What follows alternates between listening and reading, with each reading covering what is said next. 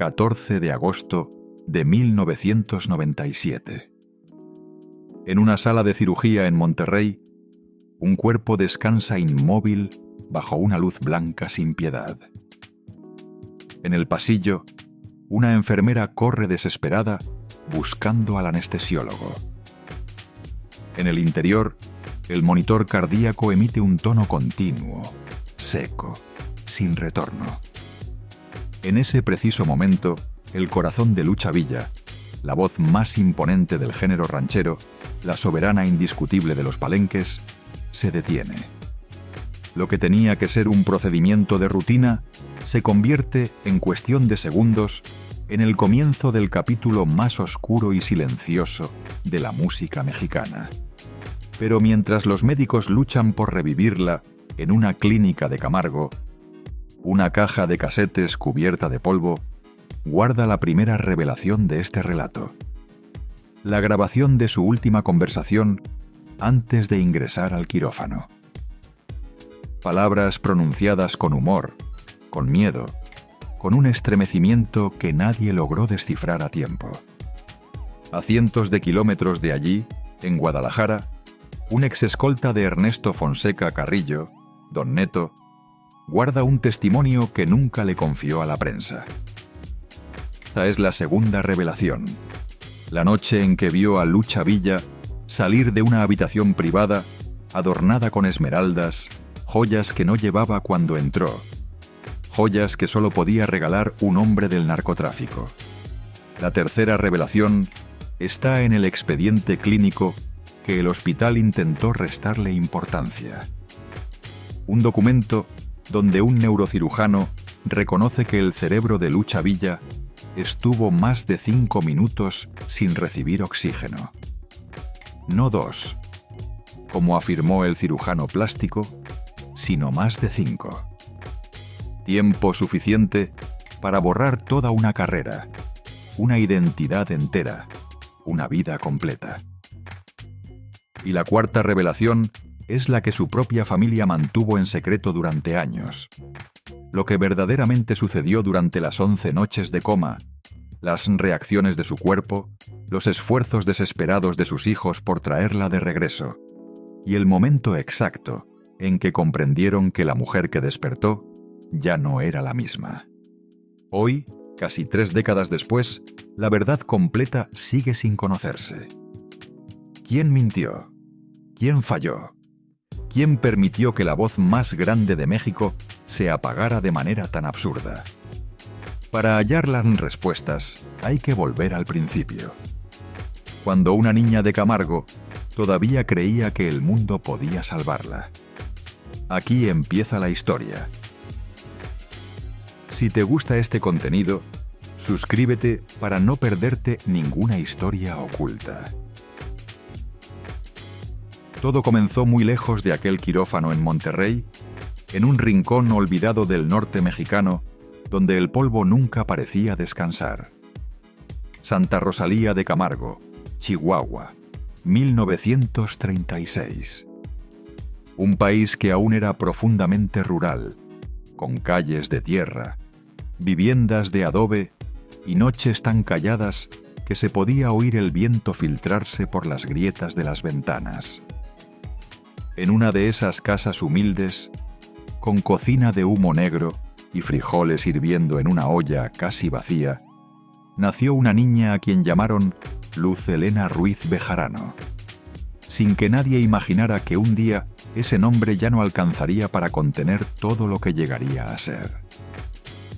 Su madre era el tipo de mujer que aprende a hacer milagros con casi nada, estirando los centavos hasta que se rompen, remendando vestidos una y otra vez, callando mucho más de lo que habla.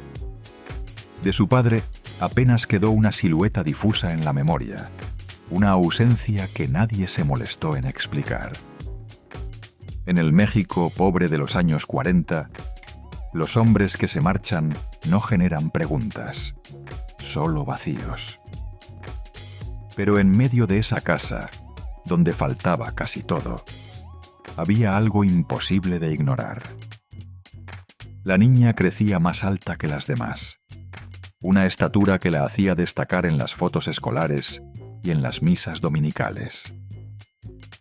Y sobre todo, tenía esa voz grave, ronca, profunda, como si brotara desde las entrañas mismas de la tierra. Cuando cantaba en la iglesia, el sacerdote acababa pidiéndole que bajara el volumen porque opacaba por completo al coro. A los 12 años ya la llamaban para animar reuniones familiares. Las tías la lucían con orgullo, los vecinos pedían que repitiera las canciones. A los 14 comenzó a cantar en bodas, bailes de pueblo y ferias patronales. Esas noches en que el pueblo entero se congregaba en un salón de piso de cemento y focos desnudos colgados del techo. La banda podía olvidarse de una nota, el sonido podía fallar, pero la voz de Luz Helena llenaba el espacio por completo, rebotando en las paredes como si el edificio hubiera sido construido exclusivamente para ella. Y entonces llegó el primer giro brutal de su vida. Tenía 15 años cuando aceptó casarse con un hombre 20 años mayor que ella. Mario Miller, de 35, hermano de Paco Miller, ventrílocuo conocido en el mundo del espectáculo. Él traía mundo, contactos, experiencia.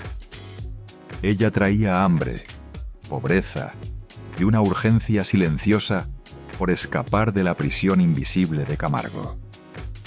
En las ollas casi vacías y en los zapatos desgastados estaba la explicación de una decisión que hoy nos parece incomprensible. Una adolescente que se convierte en esposa porque le han enseñado que el matrimonio es la única salida posible.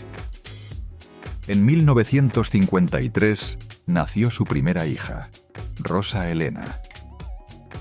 En 1954 llegó Carlos Alberto. 2 bebés en 2 años. Una niña convertida en madre cuando aún no terminaba de entender en qué se había metido. El amor, si alguna vez cruzó ese hogar, se desvaneció rápidamente. 7 años después de la boda, Mario desapareció de su vida con la misma facilidad con que había llegado. De repente, había una mujer de 22 años, 2 hijos pequeños, sin profesión y sin certezas. En el México de los 50, las opciones para alguien como ella cabían en una mano. Volver a la casa materna y vivir de la caridad. Buscar otro hombre que la mantuviera. Trabajar como sirvienta. O apostar todo lo que tenía a esa voz que la hacía diferente. Fue entonces cuando tomó la decisión más arriesgada.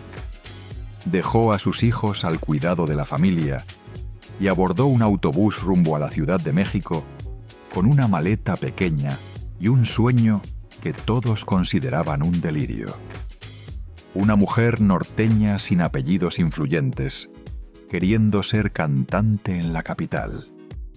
La recibieron el ruido, el smog, las pensiones baratas donde se compartía cuarto con desconocidas, los días sin saber qué comer ni dónde dormir.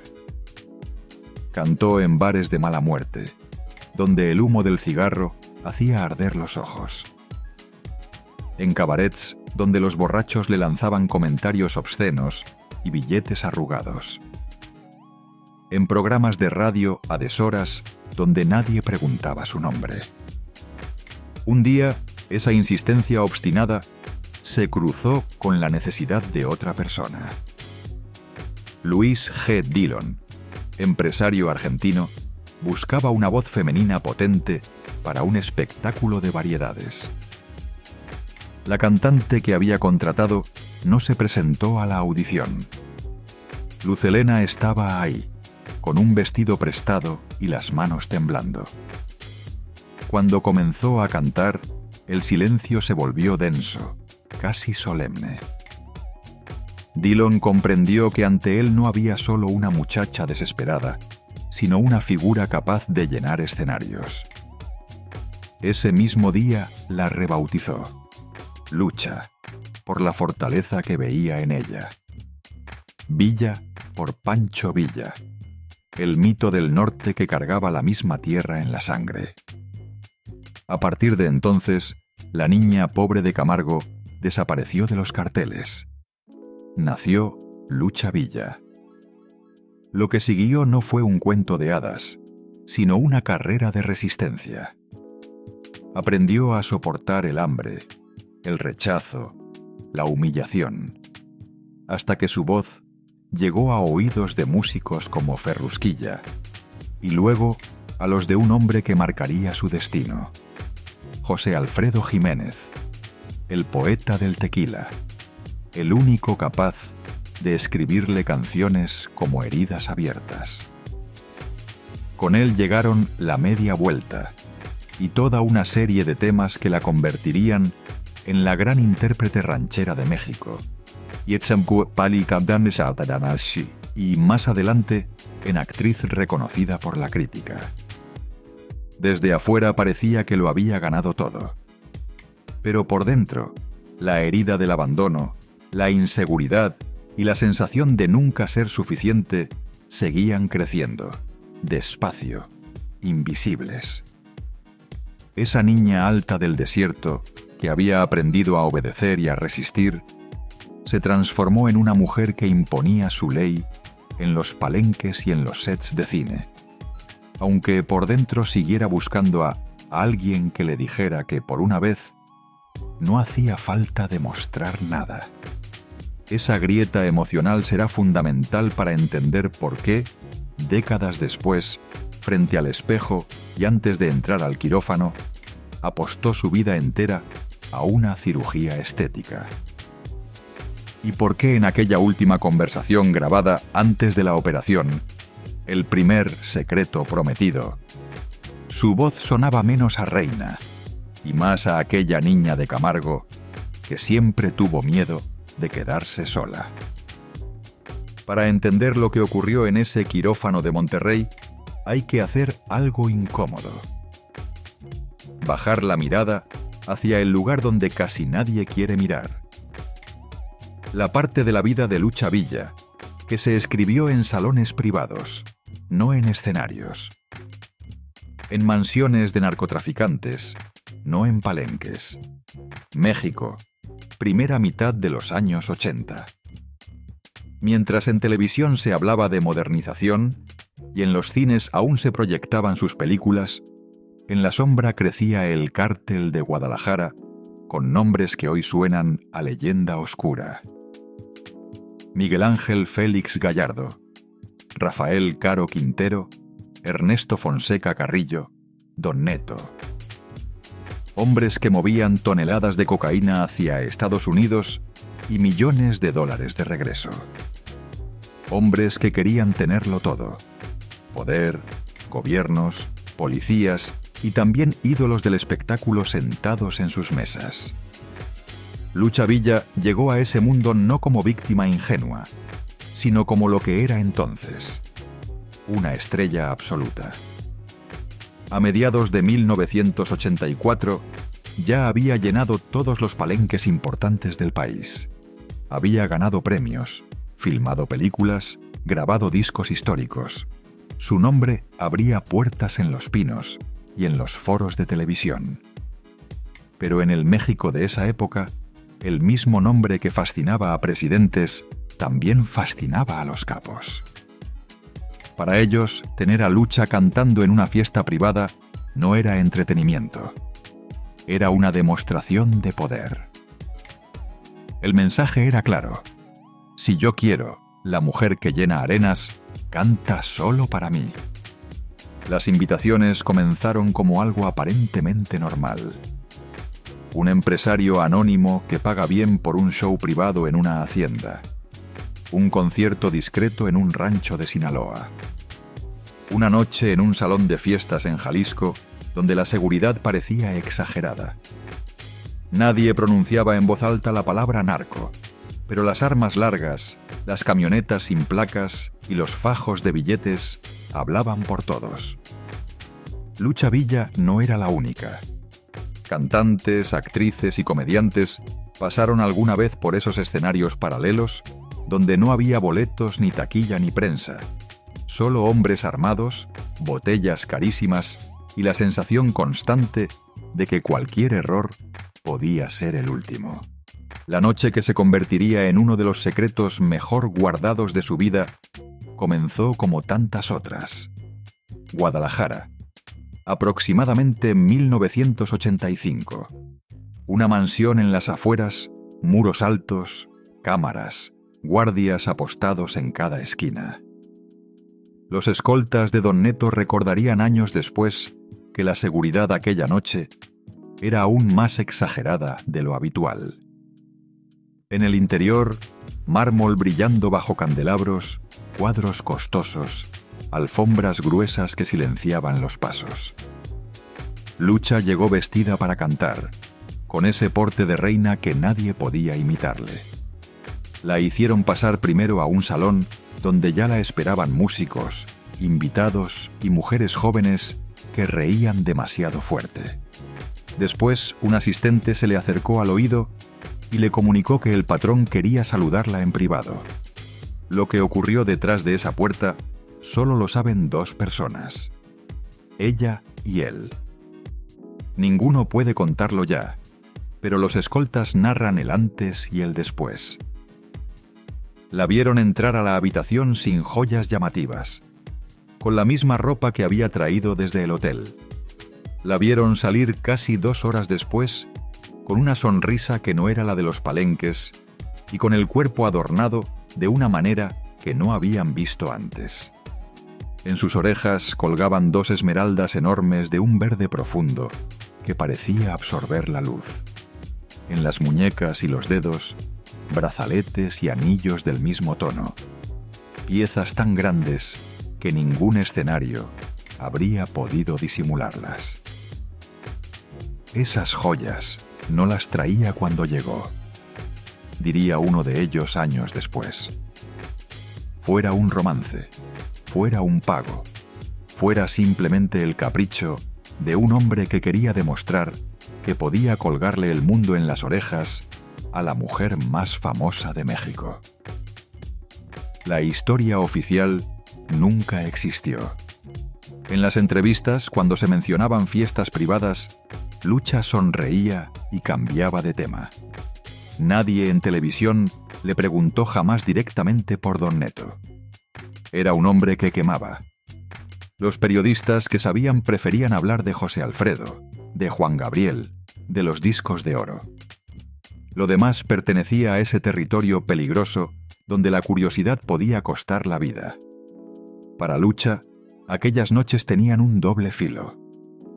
Por un lado, reforzaban su sensación de importancia. No cualquier mujer entra y sale de la casa de un capo cubierta de esmeraldas. Por otro, la encerraban en una burbuja de poder ajeno que la hacía sentirse protegida y al mismo tiempo prisionera. En un país donde la justicia podía doblarse ante el dinero, la sombra de un arco poderoso era un escudo, pero también una cadena invisible. Cuando aceptas cantar para esos hombres, cuando aceptas sus regalos, también aceptas que una parte de tu vida ya no te pertenece. Tal vez por eso, años después, cuando se miraba al espejo a los 60 años y veía un cuerpo que ya no coincidía con el mito, el miedo fue tan grande.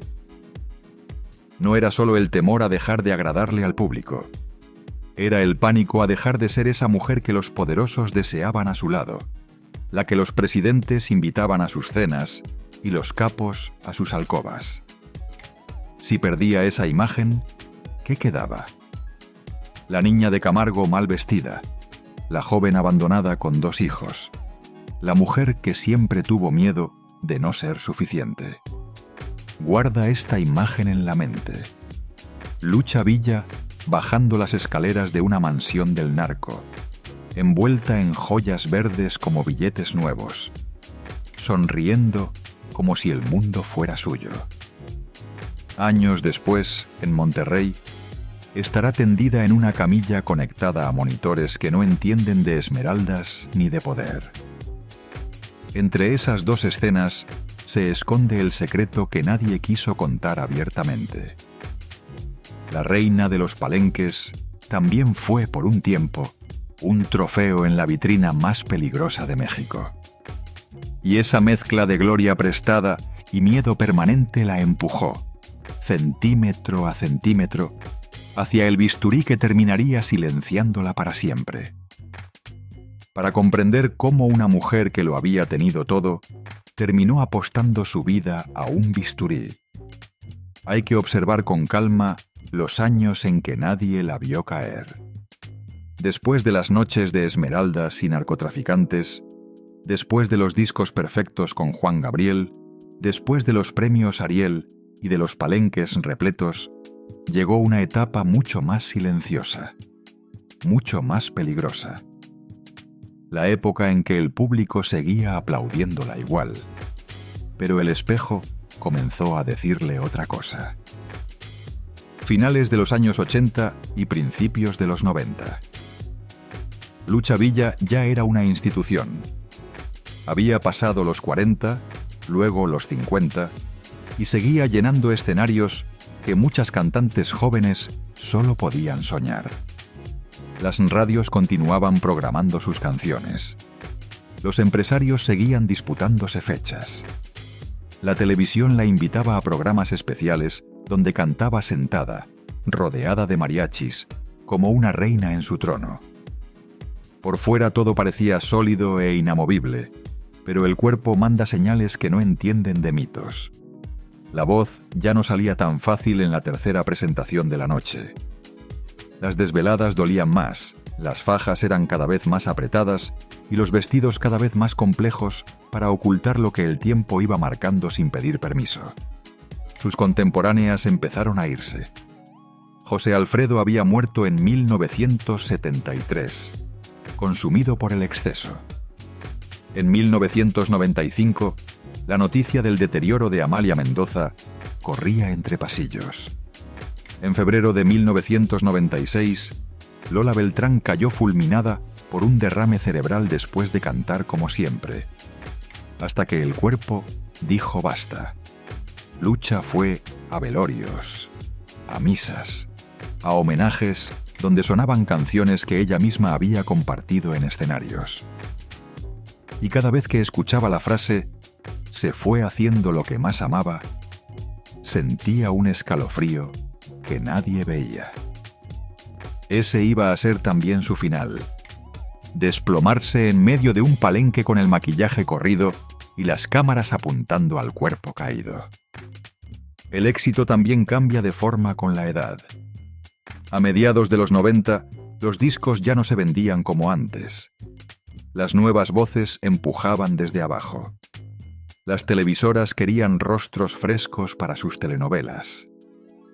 Lucha seguía siendo respetada, sí, pero comenzaba a notar pequeños detalles que la lastimaban más que cualquier crítica abierta. Un productor que sugería una iluminación más favorecedora. Una revista que usaba fotos antiguas porque en las nuevas no salía tan bien. Un comentario aparentemente inocente sobre lo impresionante que se veía para su edad.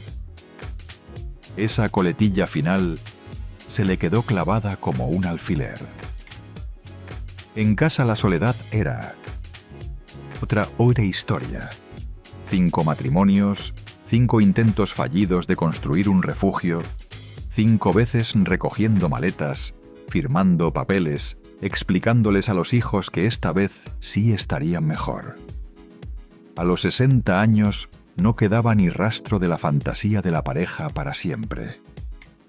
Había hijos, nietos, familia, sí, pero al final del día, quien se quedaba frente al espejo, desmaquillándose en silencio, era ella sola. Esa mujer alta que había desafiado a los hombres en los palenques, que había enfrentado al machismo desde el centro del redondel, ahora se peleaba con una báscula, con un botón que no cerraba, con una arruga nueva que ni el mejor maquillista podía disimular del todo.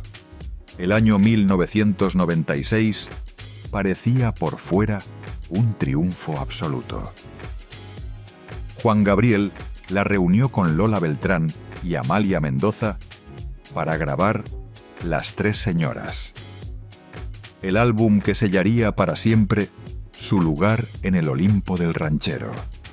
Compartió estudio con Vicente Fernández, Antonio Aguilar, Miguel Aceves Mejía, rodeada de hombres que la trataban como a una igual, como a la reina que era, mientras grababa Hoy que pienso tanto en ti. Su voz seguía sonando firme, segura, con esa autoridad que solo dan las décadas. Pero en las fotos de esas sesiones, si uno mira con atención, hay algo más. El cuello cubierto, las mangas largas, los ángulos cuidadosamente elegidos. Ella misma pedía que la tomaran de aquí para arriba. La palabra retiro comenzaba a aparecer en las entrevistas, aunque casi siempre envuelta en bromas. Algún día me voy a ir, pero todavía no, decía riendo. La verdad es que no sabía cómo dejar de ser Lucha Villa. ¿Quién era Luz Helena sin micrófono, sin palenque, sin cámaras? Esa pregunta le pesaba más que cualquier joya que le hubieran colgado en las fiestas de los capos. Y cuanto más miedo sentía de perder ese personaje, más se aferraba a la idea de conservar intacto el cuerpo que lo sostenía. El espejo se convirtió en enemigo. Cualquier kilo de más se veía como una traición. Cualquier cambio en la piel, como una amenaza directa a su lugar en el mundo. Había pasado la vida entera demostrándole a todos que una mujer podía dominar territorios de hombres sin pedir permiso. Pero la industria nunca dejó de recordarle que también debía seguir viéndose deseable, firme, impecable. Un hombre de su edad podía volverse entrañable. Ella corría el riesgo de volverse invisible.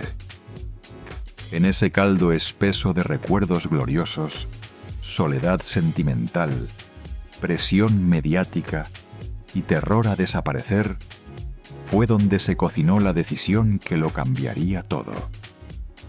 No fue un arrebato de vanidad de un día ni un capricho superficial. Fue el último intento desesperado de detener el reloj. En su cabeza parecía lógico, casi inevitable, como una extensión más de la disciplina con la que había conducido su carrera. Si el cuerpo era su instrumento, había que ajustarlo. Si el público la había amado grande, imponente, perfecta, tenía que seguir siéndolo, aunque por dentro estuviera rota.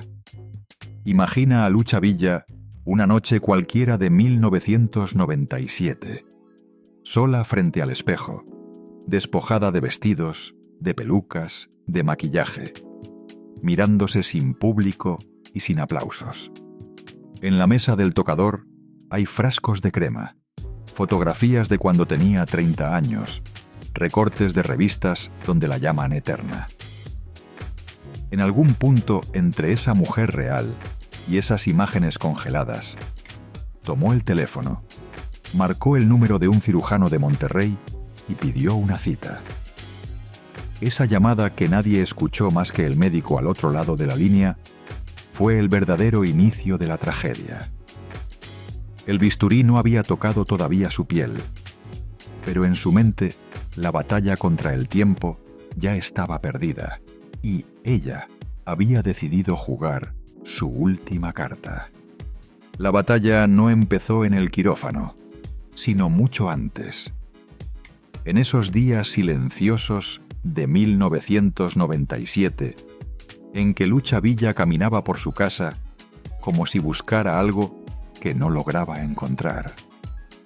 En las fotos de ese año se ve una mujer erguida, maquillada con precisión quirúrgica, vestida como la reina que siempre fue. Pero quienes la vieron de cerca recuerdan otra cosa, una inquietud que se le escapaba por los ojos, un temblor leve en las manos, una manera de respirar que parecía contener un llanto que nunca terminaba de salir. Era como si algo dentro de ella supiera que estaba caminando hacia un punto del que no se regresa. Los meses previos a la cirugía fueron un campo minado emocional. Tras el álbum Las Tres Señoras, en 1996, y la muerte de Lola Beltrán, Lucha comenzó a sentir el vacío con una intensidad que nunca antes había permitido. La prensa hablaba de su regreso triunfal, pero ella veía otra cosa cuando se miraba al espejo. Las arrugas que el maquillaje ya no lograba disimular, el cuello que pedía ser cubierto, las caderas que recordaban cada kilómetro de carretera, cada noche sin dormir, cada palenque donde el público exigía siempre más y ella siempre había dado más. Los empresarios seguían llamando, pero la industria había cambiado. Las cámaras ya no eran tan amables como en los años 80. Los directores pedían ángulos más altos, luces más suaves. Una maquillista nueva, sin saber a quién tenía enfrente, le dijo un día: «La vamos a dejar preciosa como antes». Y fue ese como antes lo que la atravesó como una daga. De ahí surgió la idea de la cirugía, no como un capricho, sino como un intento desesperado de detener una caída que solo ella sentía. El procedimiento, según el cirujano de Monterrey, sería rápido, sencillo, casi rutinario. Una liposucción y un ajuste abdominal. Una mujer como usted estará lista en pocos días, le dijo él, sin comprender la carga emocional que esa frase llevaba encima. Porque Lucha Villa no estaba buscando estar lista para un concierto. Estaba buscando estar lista para seguir existiendo en un mundo que parecía expulsarla lentamente. La noche anterior al viaje a Monterrey es una de las escenas más dolorosas de esta historia. Preparó su maleta pequeña como si fuera una presentación de fin de semana. Entre los vestidos, guardó una foto donde aparecía a los 35 años en pleno auge, con sombrero, trenza larga, sonrisa desafiante. «Así voy a quedar otra vez», dijo en voz baja. Nadie la escuchó, o tal vez todos la escucharon, pero nadie supo qué responder. ¿Cómo se le dice a una leyenda que ya no necesita demostrar nada? Los hijos intentaron convencerla de que no lo hiciera. Habían visto su cansancio, su angustia, su lucha inútil contra un reloj que no se detiene. Le dijeron que la querían como era, que no arriesgara su salud. Pero la inseguridad, esa que nació en Camargo cuando era apenas una niña sin padre y sin dinero, pesaba más que cualquier argumento racional. Toda su vida había sido un combate contra la pobreza, contra los prejuicios, contra los hombres que quisieron moldearla. Esta cirugía era para ella una extensión de esa pelea interminable. El día del viaje, Monterrey amaneció con un sol blanco, casi hiriente. Lucha llegó al Hospital Muguerza caminando con una determinación que escondía sus dudas. Saludó al personal con esa cordialidad impecable que la caracterizaba. Firmó documentos, respondió preguntas médicas. En una de ellas, el anestesiólogo le preguntó: ¿nervios? Ella sonrió. No la sonrisa amplia de los palenques, sino una más pequeña, más íntima, cargada de un presentimiento oscuro. Un poquito, respondió. Pero hubo un instante, apenas unos segundos antes de entrar al área restringida, en el que su máscara casi se rompió. Miró a uno de sus hijos, lo tomó de la mano y le dijo una frase que nadie olvidará. Si algo me pasa, acuérdate de que siempre lo hice todo por ustedes y por el público. Era una despedida disfrazada de broma, pero una despedida al fin. En ese preciso momento, la batalla ya estaba perdida, no contra la cirugía, sino contra el miedo más profundo que había cargado toda la vida. El miedo a no ser suficiente. Y mientras avanzaba hacia la camilla, sin saberlo, dejaba atrás para siempre a la mujer que había sido. Lo que venía después ya no dependía de su voz, ni de su fuerza, ni de su voluntad. Dependía del bisturí, de la anestesia y de un destino que llevaba años escribiéndose en silencio. 14 de agosto de 1997. A las 9:12 de la mañana, la puerta metálica del quirófano número 3 se cerró detrás de Lucha Villa con un clic que sonó más fuerte de lo que debería. Adentro, el aire olía a desinfectante y a frío estéril. Afuera, en la sala de espera, su hija más joven se persignó sin que nadie la viera. Nadie imaginaba que ese sonido tan simple marcaría la frontera exacta entre la mujer que México conocía y la que jamás volvería a existir. La anestesióloga revisó sus signos vitales. El cirujano ajustó sus guantes. Las luces se encendieron con un zumbido eléctrico. Lucha, todavía consciente, alcanzó a hacer una broma. A ver si por fin quedo flaquita. Rieron. Era esa mezcla perfecta de humor y vulnerabilidad que siempre la acompañó. Pero en su respiración había algo más. Un temblor silencioso, como si su cuerpo quisiera advertir algo que su mente ya había decidido ignorar. A las 9:27 comenzó la sedación. El propofol entró por la vía intravenosa. Sus ojos se fueron cerrando despacio, como si una cortina pesada bajara desde dentro. Lo último que escuchó fue la voz de una enfermera diciéndole: «Respire profundo, señora Lucha. Muy bien, eso es». Entonces llegó la oscuridad. Los primeros minutos fueron rutinarios. Incisiones pequeñas, succión controlada, presión estable. Pero a las 9:41 todo cambió. La anestesióloga notó que la saturación de oxígeno bajaba demasiado rápido. El monitor comenzó a emitir un pitido irregular. Luego, otro más agudo. El corazón de Lucha Villa, ese que había sostenido miles de notas y millones de emociones, comenzó a oscilar de manera errática. Fibrilación ventricular. «Adrenalina», gritó la anestesióloga. Pero ya era tarde. A las 9:42, el monitor trazó una línea recta. Flatline.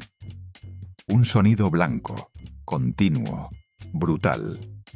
Un sonido que ningún mexicano estaba preparado para escuchar. El corazón de Lucha Villa había dejado de latir. Los médicos iniciaron la reanimación. Compresiones torácicas, descargas eléctricas, oxígeno forzado. Pero cada segundo que transcurría era una sentencia. A los 30 segundos sin circulación, el cerebro comienza a sufrir. A los 60, las neuronas empiezan a morir. A los 180 segundos, las áreas responsables del lenguaje ya están comprometidas.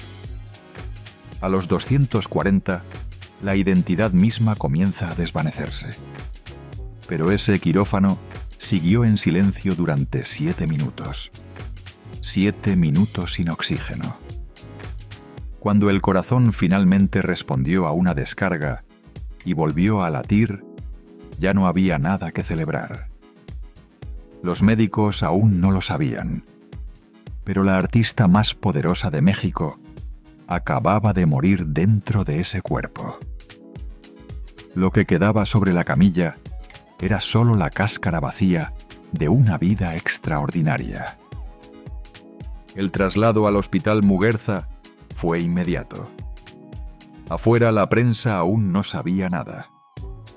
El público seguía cantando sus canciones, sin imaginar que en ese mismo instante, la mujer que le había dado voz a sus tristezas y sus orgullos estaba ingresando a cuidados intensivos sin ninguna garantía de despertar. El neurocirujano la recibió en urgencias. Al revisar los estudios iniciales, pronunció una frase que quedó grabada para siempre en el expediente. Esto no es un paro breve. Esto es un cerebro que estuvo demasiado tiempo en silencio. Las imágenes confirmaron lo impensable. Daño cortical extenso, afectación en el tálamo y en el tallo cerebral, pérdida masiva de conexiones neuronales. El cirujano plástico, temblando, afirmó que habían sido menos de 2 minutos. Pero los estudios mostraban otra cosa: 5, 6, quizás 7, suficientes para borrar una carrera completa. Mientras los médicos luchaban por contener el edema cerebral, su familia libró otra batalla, la de las oraciones. 11 noches frente a la ventana de la UCI. 11 noches en que cada respiración de ella dependía de las máquinas. 11 noches en que se repetía la frase que la había acompañado toda su vida: el show debe continuar. Pero esta vez no podía. El país entero se paralizó cuando el 31 de agosto Lucha abrió los ojos. Pero lo que despertó no era la Lucha Villa que México había amado durante 4 décadas. No hablaba, no reconocía, no cantaba. Su mirada era la de alguien que había regresado del silencio, pero dejando atrás todo aquello que la hacía única.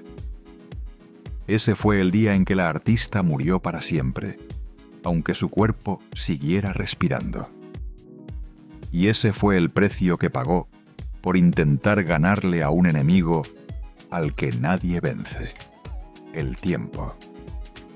Cuando Lucha Villa despertó del coma aquel 31 de agosto de 1997, México entero celebró como si hubiera regresado una reina del inframundo. Pero la familia fue la primera en darse cuenta de que algo estaba terriblemente mal. Había abierto los ojos, sí, pero no reconocía el cuarto, ni el rostro de su hija, ni la voz que durante décadas había guiado su propia vida.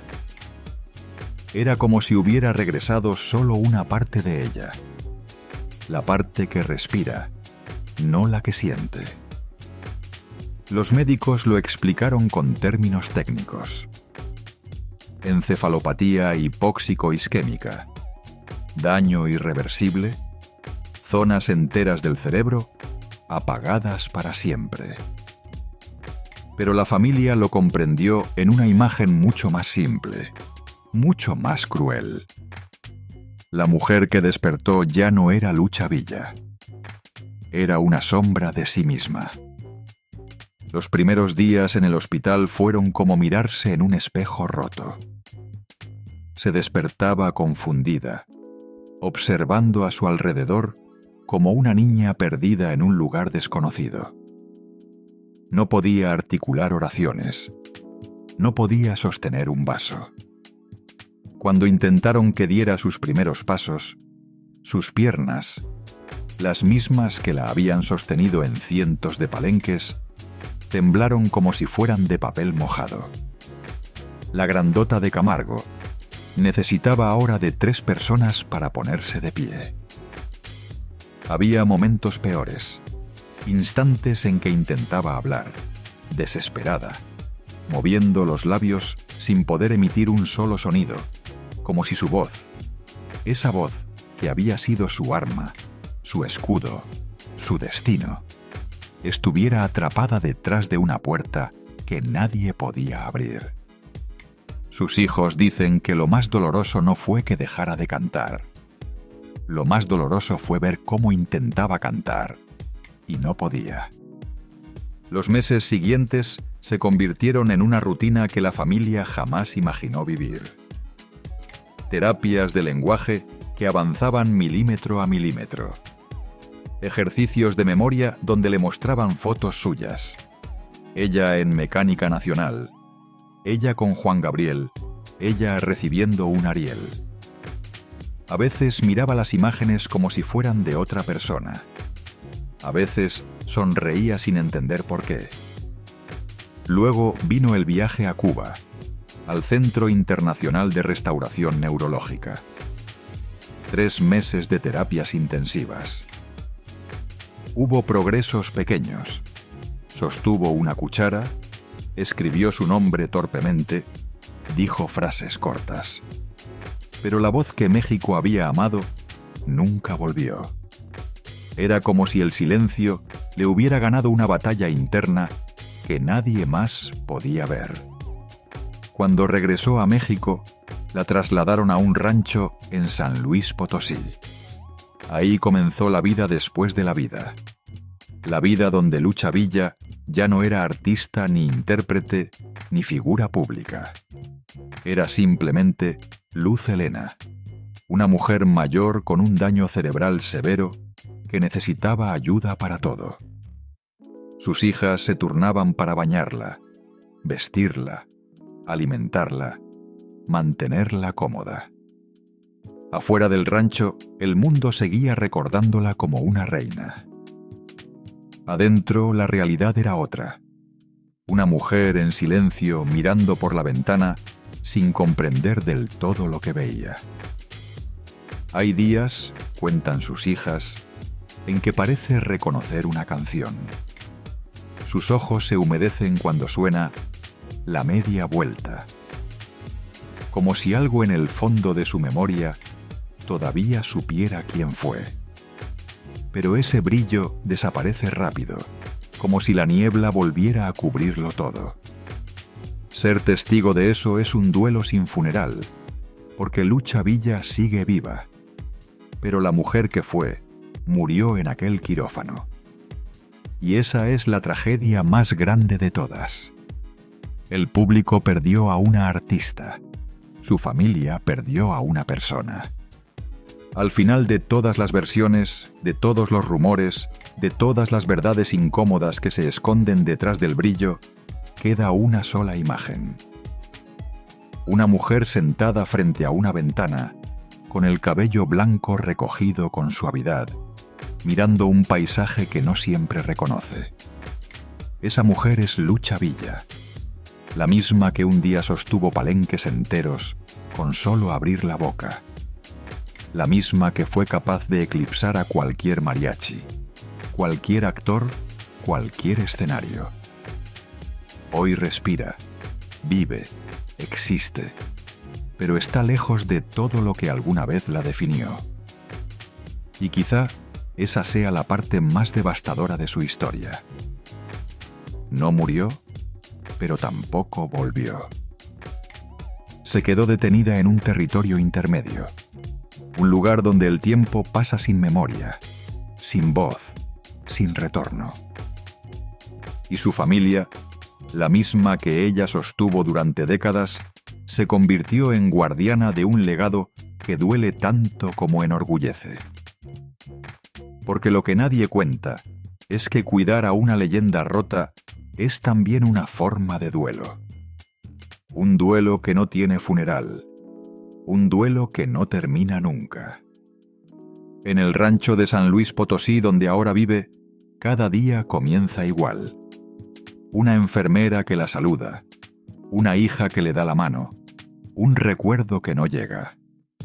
A veces, cuando suenan sus propias canciones, un brillo aparece en sus ojos y, por un instante, apenas un destello fugaz. Parece que algo dentro de ella despierta. Pero es efímero, como un relámpago que ilumina el desierto un segundo antes de volver a la oscuridad. Ahí es donde nace la pregunta que ninguna familia de artista quiere hacerse.